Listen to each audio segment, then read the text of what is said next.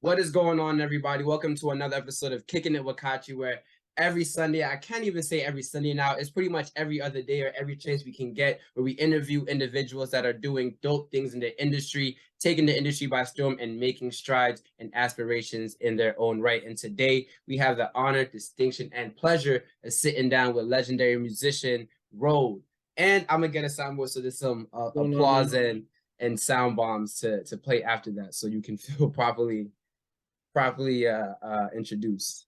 But appreciate you. And just so you know, I don't usually correct people because it's the easiest mistake to make, but it's Rhodey. Rhodey. Yes, sir. Yeah. Nice. So I guess we can then just get right into the whole past aspect of your journey, and how did Rhodey come to be and where did it come from? Yeah. I mean, it's technically like it's just my name. Like that's like my name for real. That's what everybody calls me. It's on paper. That's me. I had like a few other stage names before that, but I don't know. I didn't feel that they were like representative as I like evolved as an artist. Because when I started rapping, I was like, I guess I started taking music serious. I was like 16. It's like when my first like songs really came out. So when I like came up with the stage names, like I had Melodious Monk off rip, and like I had heard it Thelonious, like, but I didn't really know who he was for real. Like I knew I had heard the name, Yeah. but like I didn't put two and two together. So like I fake kind of stole his name like without really thinking about it. And then I shortened it to Monk because nobody could spell melodious. And then I was like, am I really that contemplative? Maybe Monk Right. is not the name, you know? So it kind of just developed until I just went with my own name. But yeah. So then what type of influences would you say like makes your sound and uh influences your sound? I'd say early on I was listening to like a lot of boom bap stuff. Like I always really liked Rakim as a kid. Yeah. I listened to everything. I was just like I was one of those kids just get on LimeWire and like download anything I could Oh yeah. and see somebody's name on the features, go look up their stuff, download everything they got. But yeah, definitely like a lot of Rakim, a lot of like rhyme sayers stuff.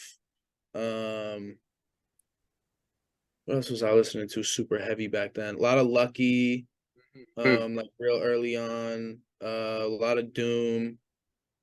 Rest in peace. Yeah, for real. Definitely, yeah. I guess I was kind of listening to like a lot of Wiz and Mac too, because in middle Yeah. school I lived in Pennsylvania. So I like Nice. caught Okay. that wave like right around when I started smoking weed too, and they're definitely Hmm. like weed rapper dudes. Yeah. So it was like that was like a big wave. Yeah, now I feel like most of my influence comes from like the other people like in flower shops, like our little label collective. Right.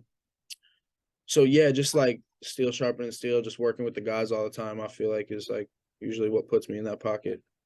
Right. And then when did you start saying that, hey, like this is something that you want to do um a little bit more seriously, right? And then how do you create that balance where you have a job now? Like I feel like with every creative, we have a situation where we have this passion, we have this thing we want to do, but we also have something that has to pay the bills. Obviously, Right. we have to eat.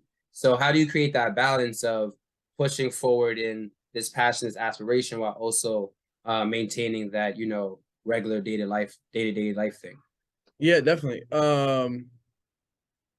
I feel like that came in steps for me because like when I first started writing, I was like 12 or 13, and I was like, cool, I'm a rapper now. But like I was 13, so I didn't have any sense or like direction of like how you do that. Like I had never Right. recorded a song, I had never been to a studio, that wasn't even like a thought in my mind. Um, and then around like 16, 17, I started recording. I realized like the actuality of it. And I was like, all right, this is probably going to be a little more work than I More thought. intensive, right? But I was still just kind of rapping. We were just making music. That was like around the time the flower shop like really started. Like as a collective. Like at the time it still wasn't a company. It was just like what we were doing, just kicking it, making music. And then I guess really like last year or like end of 2021. I think 2021 is when we technically filed, is when we made it like a real like company. Right. So now it's easier finding a balance, but it's also more difficult because like I'm working and like technically running a business. Like before I Right, could just exactly. rap, but like that wasn't really doing a whole lot for us. So yeah, now it's easy because it's like it's still my job. Yeah, So exactly. I have to keep the balance, but it's definitely like more work. Like we're building and opening a studio now up here in Maine, so we could get like a good recording studio because there's definitely some spots. There's some people who's like got some good stuff going, but it's hard to find. Especially now that time zone's going through construction and stuff, and Zebley's all the way in Lewiston. Um, Mhm. so like for people in the Portland area, we're just trying to put something together. But so it's easier and harder, I guess. But you really just got to make it like an actual business. Like you can't lose the art and the passion, but you gotta. It's a business at the end of the day. Like And I guess it would be more streamlined in a sense because with a business, there are things that you have to keep up with and have up to code or have filings for or have the right yeah, paperwork for. So it does keep you on your toes because you have to have these things to be a business. exactly. I was gonna ask him where, like, as you said, not losing the passion, right? So where is there a schedule? Is there a time? Is there some sort of deviation between, okay, more people are invested more in the business aspect or more people invested in the music as you are, like you said, running a business, also having this creative aspect to the business as well that you're, pursuing as well. Yeah. I feel like we're still finding like a good middle ground for that. Um, it's helpful because like the way that we have the company structured, like everyone has a share, like we started it ourselves and everyone who's involved is just us. There's no investors, there's no like even our manager is like that's my dog for real. And I feel like he doesn't rap. He's like the only one who doesn't do music in some sense. But I guess like we keep it separate in that sense. Like there are people who just make music. They don't really have to be worried about making a hoodie or booking a show or doing whatever it is that they got to do. Because that's kind of how we set it up.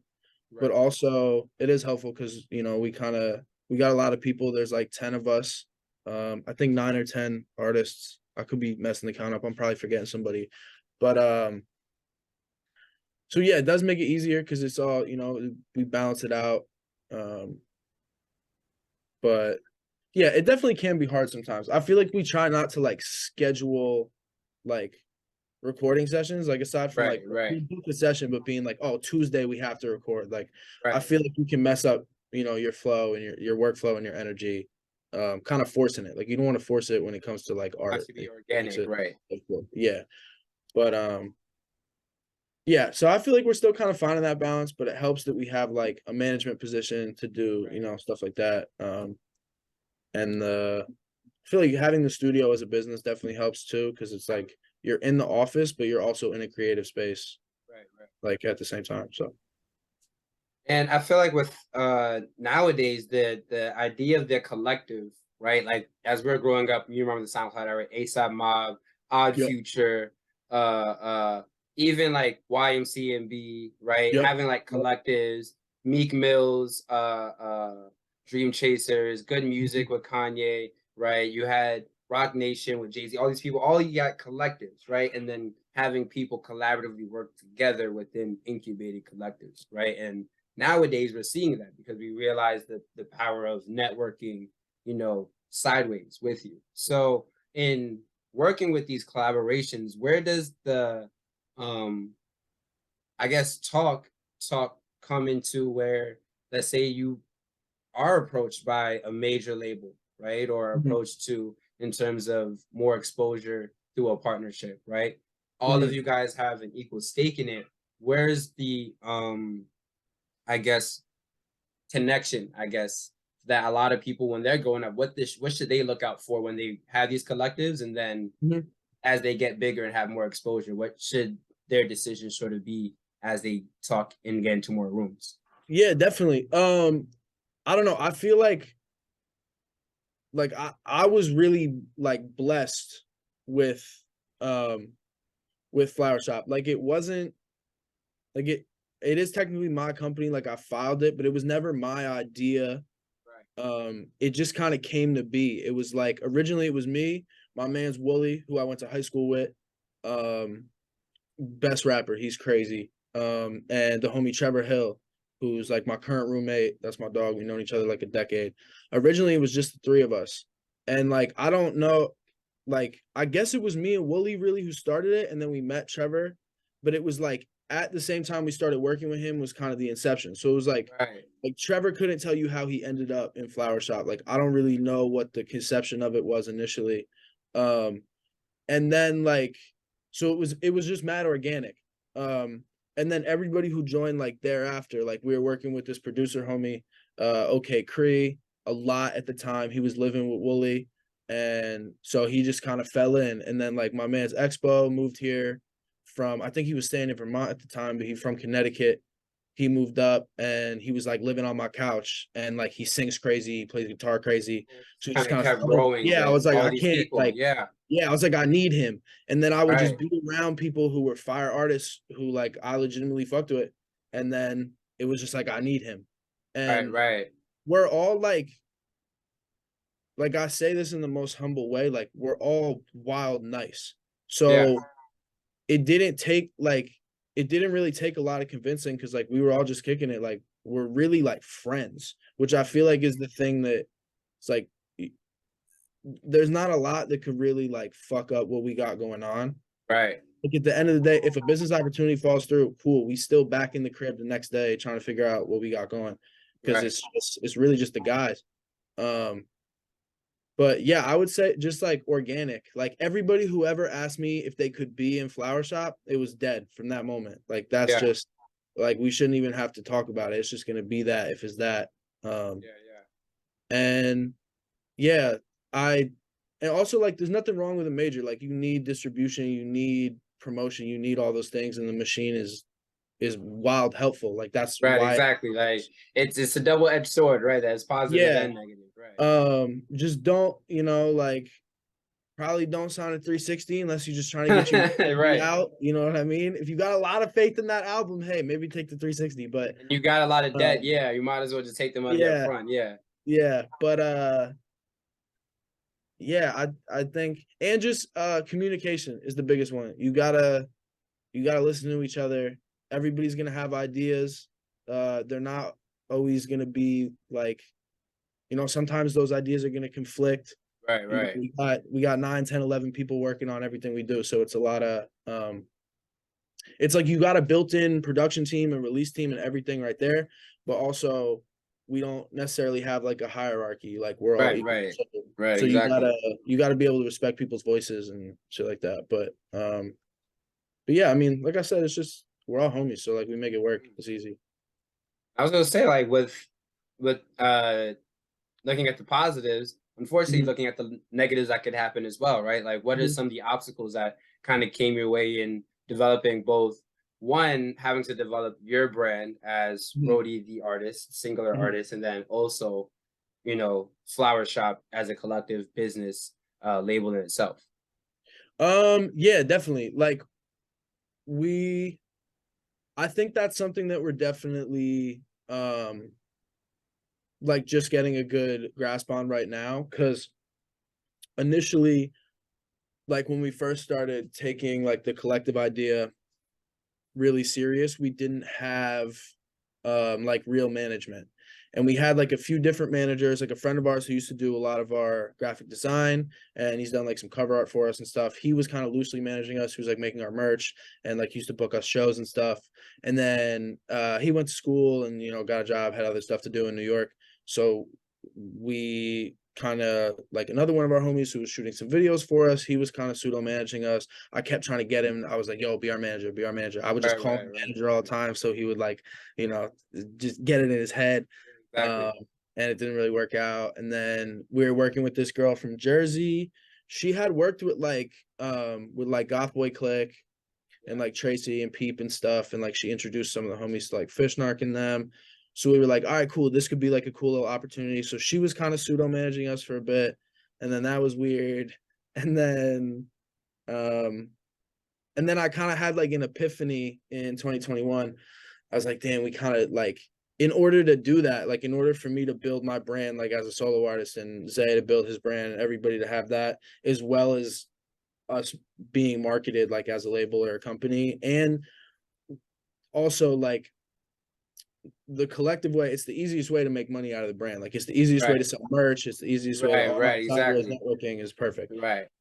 So I was like, how do I do this? Because we always kind of did Flower Shop as like a clothing brand too. Like from the Okay. first show Is we you're did. wearing? Are you wearing the? You're wearing the Yeah, this merch the right the now? hat Yeah. right here. That's our logo. Yeah. Yeah. Um, and so I was kind of like, how do we get this all under one umbrella? And at first I was kind of trying to do it. So like I filed for the company and I was like, I'm gonna manage us. But then I felt like I wasn't making music and it was like it was pulling me in two different Right. directions. Right. Right. So then once we brought my man Dom in and he kind of sat down and we worked everything out. I feel like it's been a lot easier. It's Right. also Right. nice to have I feel like a non-artist opinion Hmm. on the art, whereas like before we were all everybody who was working within the collective was a part of the music. Right. Um Exactly. and now it's like having another eye who's like not necessarily like personally invested in a song to be Right. like, yeah, Right. Mark is the one, bro. Like, Right. so And I yeah. think that constructive criticism is good because, like you said, as artists, we already have so much feelings about our art and our Mhm. creations. But at the end of the day, good or bad is it to say, we're trying to have our art sell in a certain way, right? Yeah, So exactly. having someone that isn't invested in the art is, or even having individuals that can take on different roles that Mhm. aren't roles that are taking you away from your art, can help you actually make better art. Yeah, definitely. So, and like now being who you are, right? Like, what sort of projects, what sort of things are you looking forward to doing? And let's say this year, Yeah, hopefully, sneak definitely. peeks, sneak drops. Yeah, we got a bunch of drops coming up. We got a whole bunch of drops coming up. Um, I get the biggest one. I feel like this is the biggest because it's like a big project. It's about to come soon, but it's also just for us personally. It's kind of like it feels like a little W. February 14th, Valentine's Day. We're dropping the group album, Shopping for Flowers. So it's got Nice. everybody on us, or everybody on it. It's me, Wooly, Trevor Hill, Drewski What It Do, Zay Hefe, MBS, Solo 5, Solo 3, Free Solo, my man Expo. Um Shit, who I'm forgetting? Who I'm forgetting? I'm forgetting somebody, right? Who's on the? That's the. Is that the album behind you? I think that's everybody. This is a whole lot of stuff, but we do got the track list kind of tucked over there. It's hard. It looks like chicken scratch, but it's words for sure. If anybody that wants to actually get a leak can now like zoom in when Oh this yeah, video's over yeah. and You can like see the and you get, can and see get the the track list. Yeah, and get the track list. Yeah. we got the good Reddit leaks now. But Right. Exactly.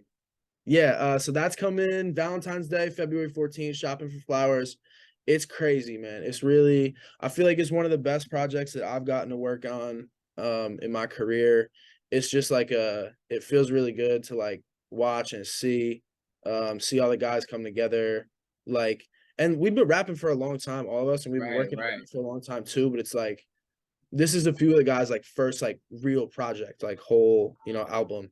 Um, and we got me, Wooly, and T on the opening song, which is like we founded the brand. It's Right. come Exactly. far. It's got all this stuff in between. It feels real like symbolic, and it's the top of the year. I feel like it's like a good way to start it out. Right. And Right. I got a few solo projects coming. They're gonna be dropping throughout the year because I got a whole bunch of stuff right now. My vault is crazy. I got some crazy features, some crazy production. We Do just you have been any unreleased that can we play any unreleased or is that yeah. Hold up, I or can do play I you have something. I can to play you something. do I have I to can play sign you something. NDAs? No, I can play you something. You want to hear the album or you want to hear some solo stuff? Let me hear some from the album so that people can get a taste of what's gonna happen. This is I in got a you. couple of weeks What else actually. about the album? Nick Fury goes Oh, crazy. Nick Fury. All right, I got you. I got you. Oh, no, I'm a Marvel guy. This has to go hard. All right, where's it at? Hold up. Oh, iCloud. Where's my search? Where's my search? Oh, that shit's fucking Morty, right? Nah,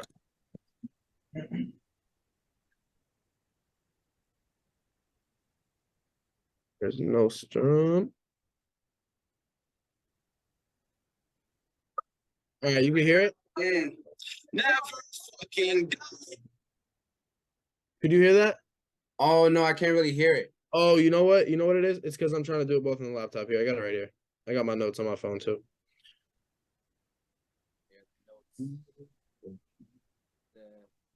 The hidden chambers of everyone's unreleased music. Yeah, for real.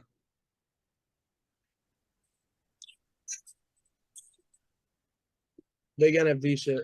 You can hear it now? Let me see. Hold up, it says playing music. Audio settings. All right, it doesn't want to let me. Wow, the Leafs gods are not trying to look favorably upon us today. Zoom's doing that audio thing where it tries to block the background music. All right, how do I fix this? I guess it's a pretty good feature though.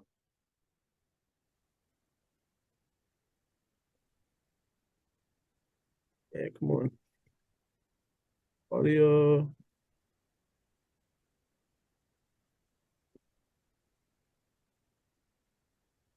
Okay, here we go. You hear it now? Let me see. Yeah. Nah, I can't hear nothing. Damn. How does it do that? That's honestly like a really fire feature. I need that. Yeah, I'm not gonna lie. That's actually really good. The fact you can just do it on any laptop, I can't hear nothing. And I'm just playing it out of my phone too. Like it should be super easy to hear. Echo cancellation. No, I'll turn that off. Let's see if this works. It doesn't come out as clear though.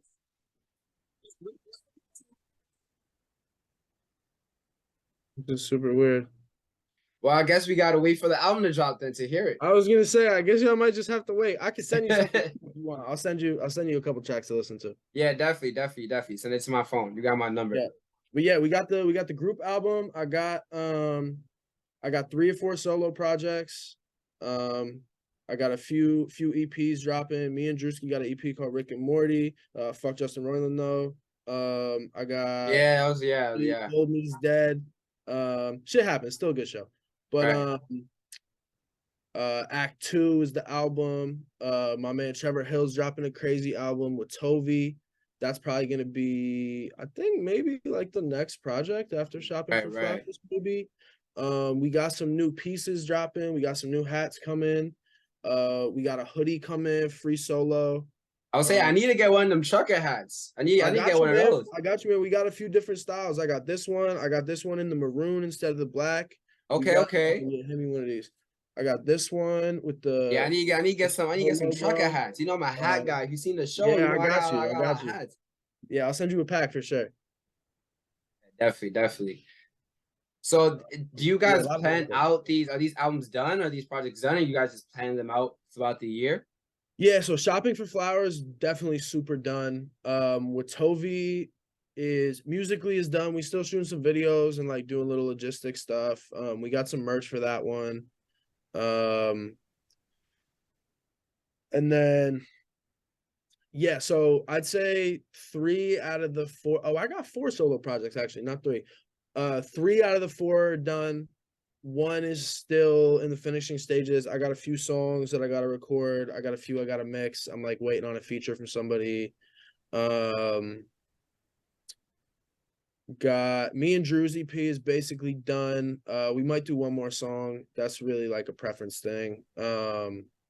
Yeah, for the most part,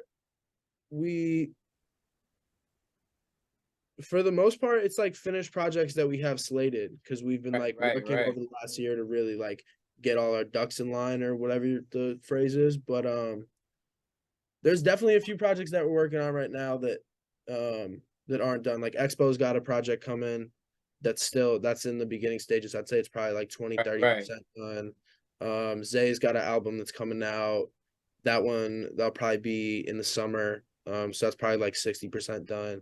But these are expected to come out though. Yeah, definitely. They're all gonna be dropping this year without a doubt.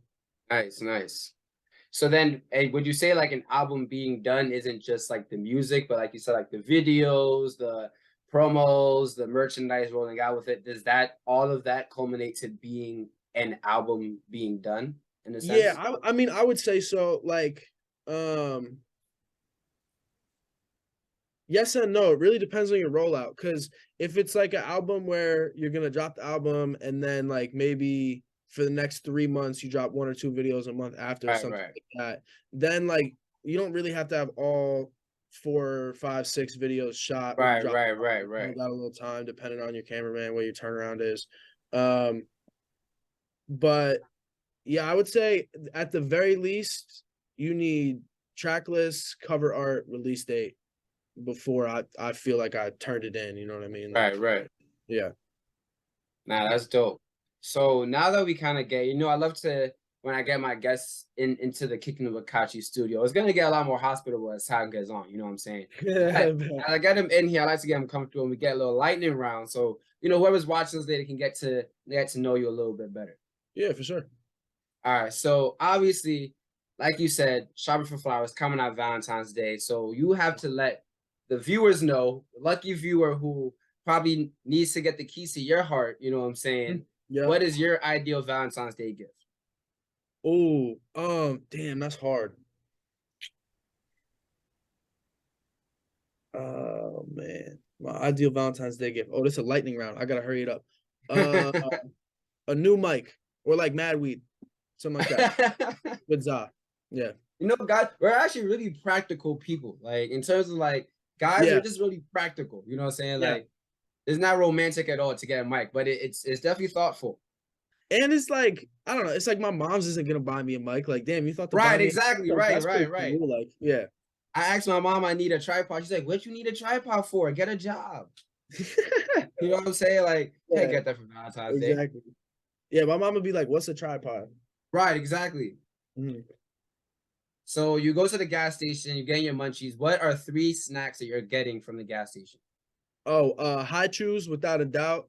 Um, Probably kiwi, maybe acai. I like the ones with the crunchies in them. I'm grabbing a seltzer and also some kind of juice. I need like the balance. Either cranberry juice or apple juice, probably. If they got the cran apple raz, the Minute Oh Maid one, yeah, yeah, I'm yeah. going with that every time. Um, what else I'll be on? I'll probably grab Drewski or Reese's. That's Mando in this household. Um, yeah, probably like some backwoods or something. You know what's funny? I got in my house, my roommate loves peanut butter and chocolate. And that's a rule Mhm. too. Like every time we go Same. out, like you gotta get like, Yeah. our little Reese's peanut butter cup. Cause Yeah. right, exactly. That's Yeah. funny. That's what I'm Exactly. saying. Guys, we're just mad simple creatures. Yeah. For real. Like Yeah. so I where's just been you know, a couple things. your favorite place you traveled to? Uh, Me and Drewski went to Ireland this summer. That shit Nice. was cool. Ireland was different. That was fun. Um, and like we really just kicked it. We just like lived out there. Like we got a little apartment and got some Zog, hit some good restaurants. The homies showed us around.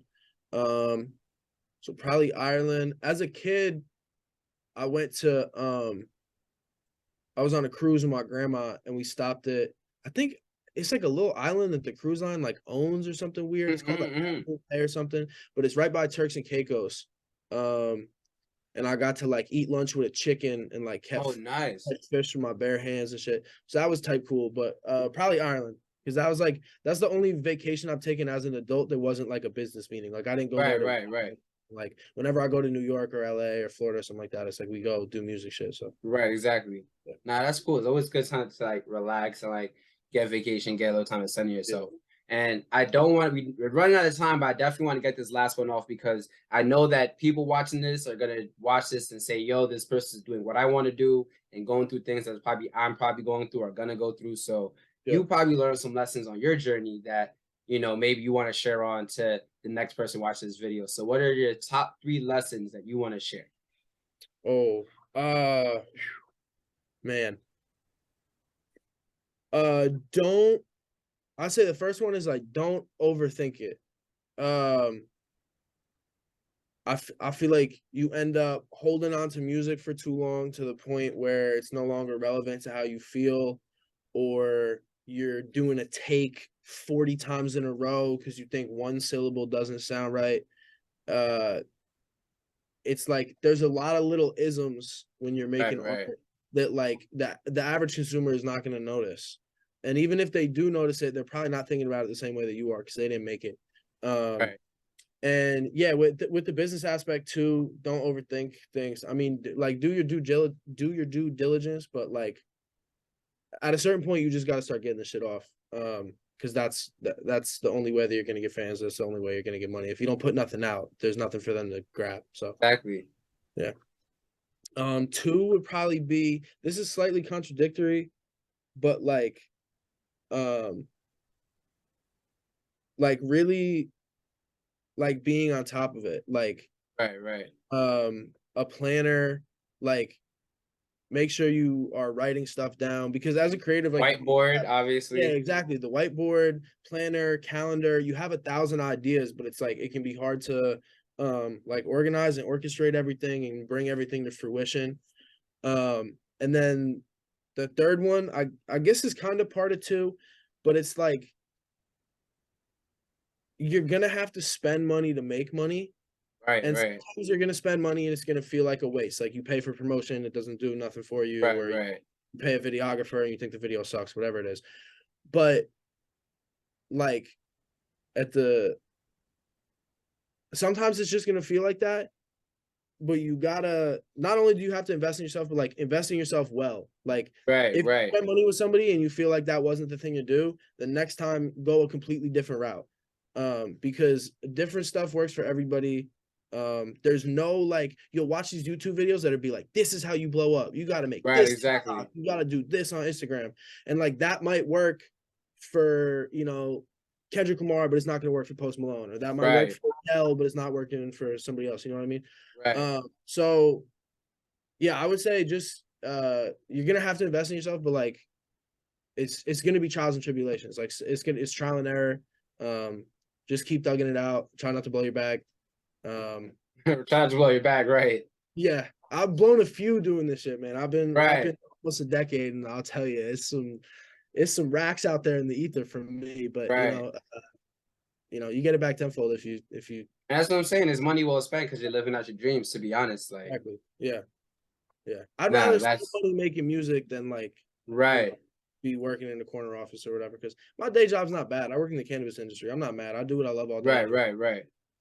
Yeah. I always said like like in terms of like following dreams and like working jobs, I never really dislike working jobs. It's just like I feel like I would enjoy going to work more if I had like more money in my pocket and the thing I was doing after work was kind of exciting, like doing a show or like going to the studio like that. Yeah, it definitely makes it easier. Right, definitely. But thank you so much, Rody, for stepping into the Kickin with Kachi studio. I appreciate you for coming in on a late night on a Sunday, but the conversation definitely was riveting, man. Yeah, appreciate you, man. Good looks. Like I said, February 14th, shopping for flowers. Flower shop, live forever, gang, never fucking dying. Big NFT shit. Yeah, man. Appreciate you having me. Look out for all the projects. We got some merch coming soon. Shoppingforflower.com if you want to buy some hats right now. What else we got? What am I forgetting? Oh yeah, Flower Shop Studios coming soon. If you live in the 207 area, come shop with us, man. Say Hefe got the best mix in the state. We got a whole bunch of top of the line equipment. We got Newman mics and M boxes and all types of shit. So, yeah. And thanks again, man. And if you guys didn't get all that, you guys can DM him at HRODE207. That's Rody207 on Instagram to get all the information. Appreciate you, man. We're out of here. Checked out this interview at the DC Voice. Good night, y'all.